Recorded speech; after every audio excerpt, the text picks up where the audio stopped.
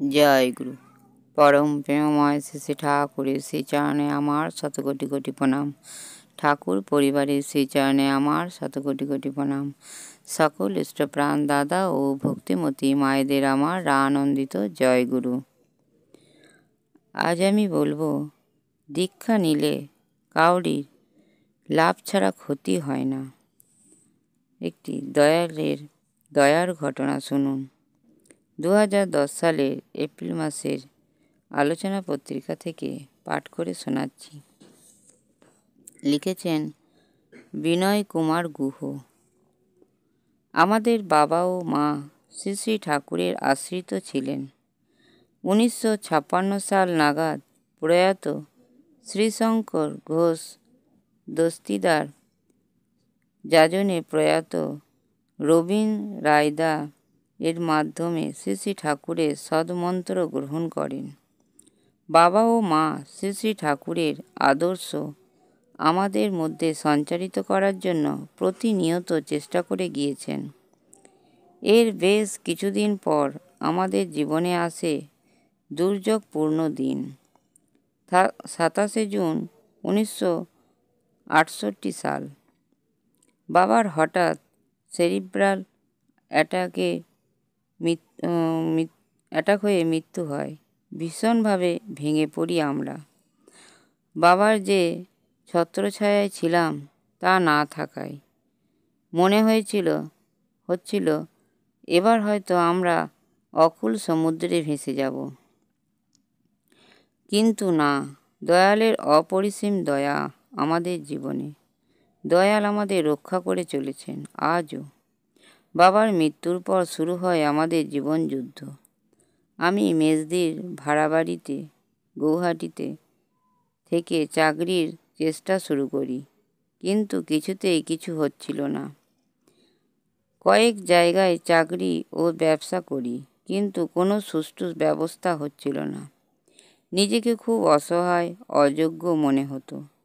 পাগলের মতো আত্মীয় স্বজন, বন্ধু বান্ধবদের বাড়ি ও নানা জায়গায় ঘুরে নিরাশ হয়ে দিন কাটাতে লাগলাম। আমার এই অসহায় অবস্থার সময় বাবা মার কথা খুব মনে পড়ত। আর বিশেষ করে মনে পড়ত বাড়িতে রাখা শ্রী শ্রী ঠাকুরের ফটোর দৃশ্য আর কিছু কিছু বাণী ও নির্দেশাদি।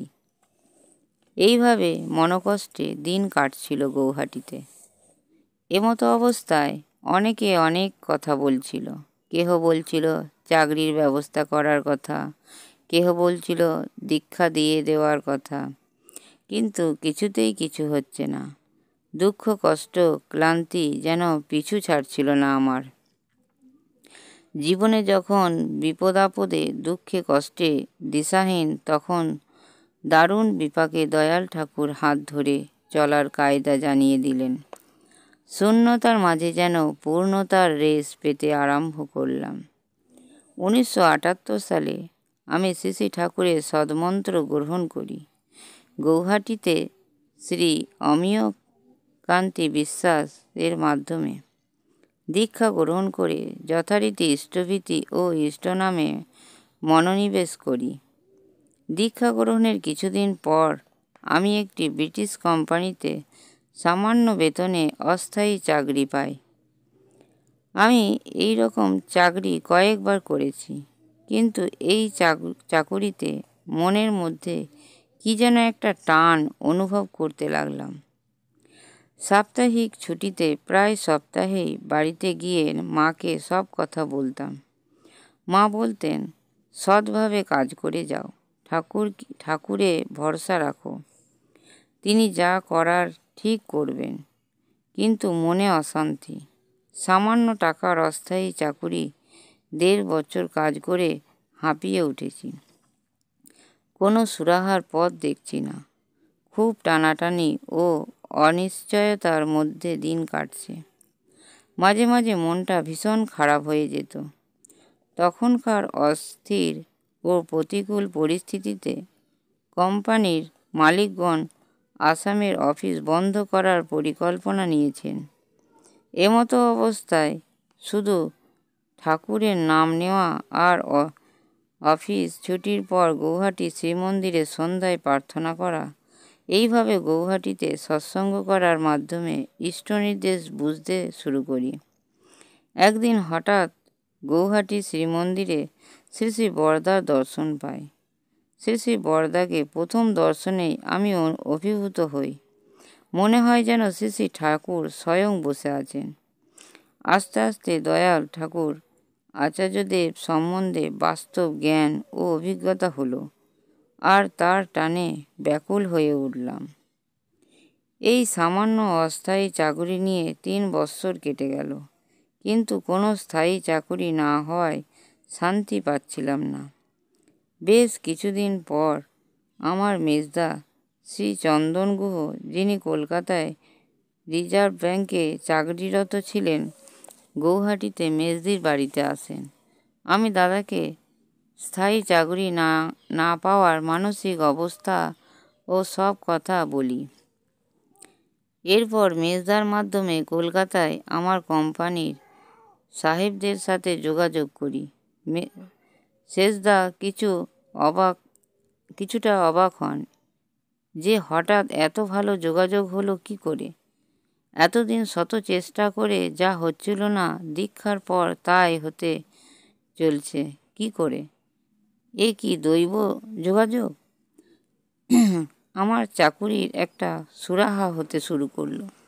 ভীষণ আনন্দে মনটা ভরে গেল। মনে মনে শুধু দয়ালকে স্মরণ করি, ভাবি দয়ালের দয়ার কথা, আর মনে পড়ে বাবার কথা। তিনি থাকলে কত না আনন্দিত হতেন। 1982 সালে 2রা নভেম্বর আমি একটা পার্মানেন্ট চাকরি নিয়ে হলদিয়াতে স্থায়ীভাবে বসবাস শুরু করি। সব সমস্যার সমাধান হয়ে যায়। আমি এক নতুন জীবন ফিরে পাই। এরপর সংসার জীবন শুরু করি। তার দয়ার সুন্দর জীবন কাটাতে থাকি। অনেক কষ্টের পর দয়ালের দয়ায় সুখ শান্তি পেলাম। মনে পড়ে শ্রী শ্রী ঠাকুরের সেই বাণী, জাদুকর নয় গুরু, কিন্তু জাদু ভাঙাই তার স্বভাব। জাদু ভেঙে দেন দেখিয়ে ভর দুনিয়ার স্বরূপ ভাব। নং 32 আদর্শ অনুশ্রুতি 2য় খণ্ড। ভিডিওটি ভালো লাগলে একটি সাবস্ক্রাইব করে লাইক, কমেন্ট ও শেয়ার করে আমাকে পরের ভিডিওটি করতে উৎসাহিত করবেন। পরম পিতা রাতুল চরণে আমার প্রার্থনা, সবাই ভালো থাকবেন, সুস্থ থাকবেন ও আনন্দে থাকবেন। জয় গুরু। বন্দে পুরুষোত্তমম, বন্দে পুরুষোত্তমম, বন্দে পুরুষোত্তমম।